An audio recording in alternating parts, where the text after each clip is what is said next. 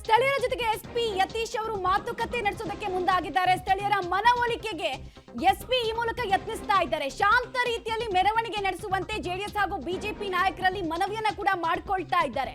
ಹನುಮ ಧ್ವಜ ಹಿಡಿದು ಘೋಷಣೆಯನ್ನ ಜನ ಕೂಗ್ತಾ ಇದ್ದಾರೆ. ಪ್ರತಿಯೊಬ್ಬರ ಕೈಯಲ್ಲೂ ಹನುಮ ಧ್ವಜ ಇದೆ. ಒಂದು ಧ್ವಜವನ್ನ ನೀವಿಳಿಸಿದ್ರಿ, ಈಗ ನಮ್ಮ ಪ್ರತಿಯೊಬ್ಬರ ಕೈಯಲ್ಲೂ ಕೂಡ ನೋಡಿ ಧ್ವಜ ಇದೆ ಅಂತ ಪ್ರತಿರೋಧ ತೋರಿಸ್ತಾ ಇದ್ದಾರೆ.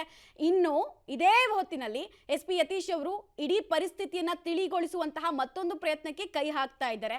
ಮಾತುಕತೆ ಮೂಲಕ, ಮನವೊಲಿಸೋ ಮೂಲಕ ಪಾದಯಾತ್ರೆ ಮಾಡಿ, ಬಟ್ ಹೋರಾಟ ಕಾನೂನು ರೀತಿಯಲ್ಲೇ ಸಾಗಲಿ ಅಂತ ಕೇಳ್ಕೊಳ್ತಾ ಇದ್ದಾರೆ.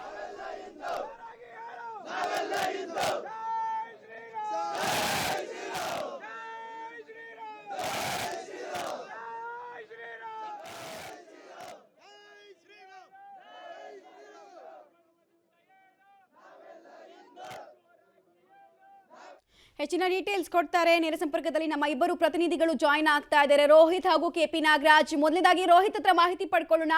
ರೋಹಿತ್, ಈಗ ಎಸ್ಪಿ ಯತೀಶ್ ಅವರು ಮಾತುಕತೆಗೆ ಮುಂದಾಗಿದ್ದಾರೆ ಅನ್ನೋದನ್ನ ಕೇಳ್ಪಡ್ತಾ ಇದ್ವಿ. ಸೊ ಮಾತುಕತೆಗೆ ಕೇಳಿಸಿಕೊಳ್ಳುವ, ಆಲಿಸಿಕೊಳ್ಳುವ ಪ್ರಯತ್ನ ಅಥವಾ ಆ ಹಂತದಲ್ಲಿ ಗ್ರಾಮಸ್ಥರು ಇದ್ದಾರಾ ಅಥವಾ ಆವೇಶ ಕಂಟಿನ್ಯೂ ಆಗ್ತಾ ಇದೆಯಾ? ಏನ್ ಮಾಹಿತಿ ಕೊಡ್ತೀರಿ? ಮಮತಾ, ಎಸ್ಪಿ ಯತೀಶ್ ಅವರು ಜೆಡಿಎಸ್ ಮುಖಂಡರು ಮತ್ತು ಬಿಜೆಪಿ ಮುಖಂಡರ ಜೊತೆ ಮಾತನಾಡಿದ್ರು. ಅಂದರೆ ನಿಮ್ಮ ಮೆರವಣಿಗೆ ಶಾಂತಿಯುತವಾಗಿರಲಿ, ಯಾವುದೇ ರೀತಿಯಂಥ ಅಹಿತಕರ ಘಟನೆಗಳು ಜರಗದಂತೆ ಪೊಲೀಸ್ ಇಲಾಖೆಗೆ ಒಂದು ರೀತಿಯಾಗಿ ಸಪೋರ್ಟಿವ್ ಆಗಿರಿ, ನಾವು ನಿಮಗೆ ಸಪೋರ್ಟಿವ್ ಆಗಿರ್ತೀವಿ ಅನ್ನೋ ನಿಟ್ಟಿನಲ್ಲಿ ಒಂದು ರೀತಿಯಾಗಿ ಬಿಜೆಪಿ ಮುಖಂಡರು ಮತ್ತು ಜೆಡಿಎಸ್ ಮುಖಂಡರ ಜೊತೆ ಮಾತುಕತೆ ನಡೆಸಿದ್ರು. ಅದಕ್ಕೆ ಜೆಡಿಎಸ್ ಮತ್ತು ಬಿಜೆಪಿ ಮುಖಂಡರು ನಾವು ಶಾಂತಿ ಕದಡುವಂಥ ಕೆಲಸಗಳನ್ನು ಮಾಡಲ್ಲ, ನಾವು ಶಾಂತಿಯುತವಾಗಿ ಕೂಡ ನಮ್ಮ ಬೇಡಿಕೆಯನ್ನು ಈಡೇರಿಕೆಗಾಗಿ ನಾವು ಪ್ರತಿಭಟನೆ ಮಾಡ್ತಾ ಇದ್ದೀವಿ. ನಮ್ಮ ಕೊನೆಯ ಆಗ್ರಹ ಅಂತಂದರೆ ಮತ್ತೆ ಹನುಮನ ಧ್ವಜವನ್ನು ಆ ಒಂದು ಧ್ವಜಸ್ತಂಭದಲ್ಲಿ ಮತ್ತೆ ಏರುವಂತೆ ಮಾಡಬೇಕು. ಆ ನಿಟ್ಟಿನಲ್ಲಿ ನಮ್ಮದು ಶಾಂತಿ ರೀತಿಯಾದಂಥ ಪ್ರತಿಭಟನೆ ನಮ್ಮದು ಜರುಗುತ್ತೆ.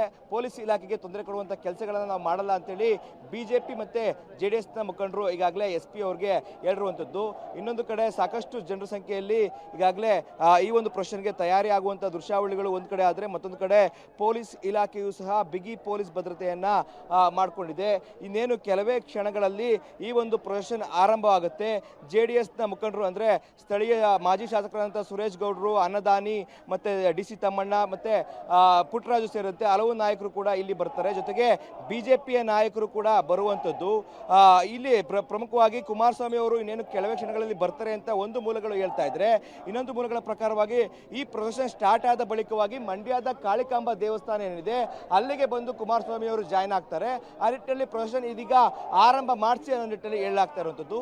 ಇದೀಗ ಈ ಒಂದು ಪ್ರೊಸೆಷನ್ಗೆ ಮಾಜಿ ಶಾಸಕ ಪ್ರೀತಮ್ ಗೌಡ ಅವರ ಮೂಲಕವಾಗಿ ಅವರ ನೇತೃತ್ವದಲ್ಲಿ ಚಾಲನೆ ಸಿಗುವಂಥದ್ದು ಕೆಲವೇ ಕ್ಷಣಗಳಲ್ಲಿ. ಮಮತಾ, ಇನ್ನು ಕೆಪಿ ನಾಗರಾಜ್ ಡೀಟೇಲ್ಸ್ ಕೊಡ್ತಾರೆ. ಕೆಪಿ ನಾಗರಾಜ್, ನೀವಾಗಲೇ ಮಾಜಿ ಶಾಸಕರಾಗಿರುವಂತಹ ಪ್ರೀತಮ್ ಗೌಡ್ರನ್ನ ಮಾತಾಡಿಸ್ತಾ ಇದ್ರಿ. ಇಲ್ಲಿ ಪ್ರಶ್ನೆ ಇರೋದಿಷ್ಟೇ, ಹಸಿದು ಕೂತ ಪ್ರತಿಪಕ್ಷಗಳಿಗೆ ಸರಕು ಪೂರೈಸುವ, ಆಹಾರ ಪೂರೈಸುವ ಕೆಲಸವನ್ನ ಜಿಲ್ಲಾಡಳಿತನೇ ಮಾಡಿಬಿಡ್ತಾ ಶಕ್ತಿ ಪ್ರದರ್ಶನದ ವೇದಿಕೆಯಾಗಿ ಬದಲಾಗ್ತಾ ಇದೆಯಾ ಮಂಡ್ಯ ಹಾಗಾದ್ರೆ ಅಂತ?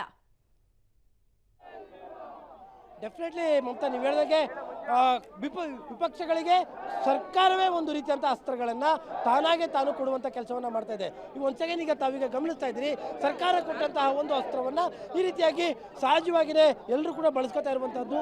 ಅದರ ಬಲವಾಗಿಯೇ ಇವತ್ತು ಇನ್ನೇನು ಕೆಲವೇ ಕ್ಷಣಗಳಲ್ಲಿ ಕೆರಗೋಡಿನಿಂದ ಮಂಡ್ಯಗೆ ಪಾದಯಾತ್ರೆ ನಡೆಯುತ್ತೆ. ಇಳಿಸಿದ್ದಂಥದ್ದು ಒಂದು ಭಗವದ್ಧ್ವಜ, ಆದರೆ ಈಗ ಇಲ್ಲಿ ನೂರಾರು ಭಗವದ್ಧ್ವಜಗಳು ಕೂಡ ಹಾರಾಡ್ತಾ ಇದ್ದಾವೆ ಮತ್ತು ನೂರಾರು ಸಂಖ್ಯೆಯಲ್ಲಿ, ಸಾವಿರಾರು ಸಂಖ್ಯೆಯಲ್ಲಿ ಜನರು ಕೂಡ ಈಗಾಗಲೇ ಪಾದಯಾತ್ರೆಗೂ ಕೂಡ ಜೊತೆ ಆಗ್ತಾ ಇದ್ದಾರೆ. ಇನ್ನೇನು ಕೆಲವೇ ಕ್ಷಣಗಳಲ್ಲಿ ಕೆರಗೋಡಿನಿಂದ ಮಂಡ್ಯದವರೆಗೂ ಕೂಡ ಈ ಒಂದು ಪಾದಯಾತ್ರೆ ನಡೆಯುತ್ತೆ. ಈಗಾಗಲೇ ಅನೇಕ ಹಿಂದೂಪರ ಸಂಘಟನೆಗಳು ಜೊತೆಗೆ ಹಲವು ಪಕ್ಷಗಳ ಮುಖಂಡರುಗಳು ಕೂಡ ಎಲ್ಲರೂ ಕೂಡ ಈಗಾಗಲೇ ಬಂದಿದ್ದಾರೆ. ಏನು ಧ್ವಜದ ವಿಚಾರದಲ್ಲಿ ಏನು ಒಂದು ರೀತಿಯಂಥ ಎಮೋಷ್ನಲ್ ಆದಂಥ ವಿಚಾರವಾಗಿ ಮಾರ್ಪಟ್ಟಿದೆ. ಇಳಿಸಿದ್ದಂಥದ್ದು ಒಂದು ಧ್ವಜ ಆದ್ರೂ ಕೂಡ ಜನರ ಭಾವನೆ ದೊಡ್ಡ ಮಟ್ಟದಲ್ಲಿ ಕೆರಳಿರುವಂಥದ್ದಂತೂ ಸ್ಪಷ್ಟವಾಗಿ ಕಾಣ್ತಾ ಇದೆ ಮಮತಾ. ಹೀಗಾಗಿಯೇ ಇನ್ನೇನು ಕೆಲವೇ ಕ್ಷಣಗಳಲ್ಲಿ ಮೆರವಣಿಗೆಯೂ ಕೂಡ ಆರಂಭವಾಗುತ್ತೆ. ಬಿಜೆಪಿ ಹಲವು ಮುಖಂಡರುಗಳು ಕೂಡ ಬಂದಿದ್ದಾರೆ ಮತ್ತು ಜೆಡಿಎಸ್ನ ಹಲವು ನಾಯಕರುಗಳು ಕೂಡ ಬಂದಿದ್ದಾರೆ.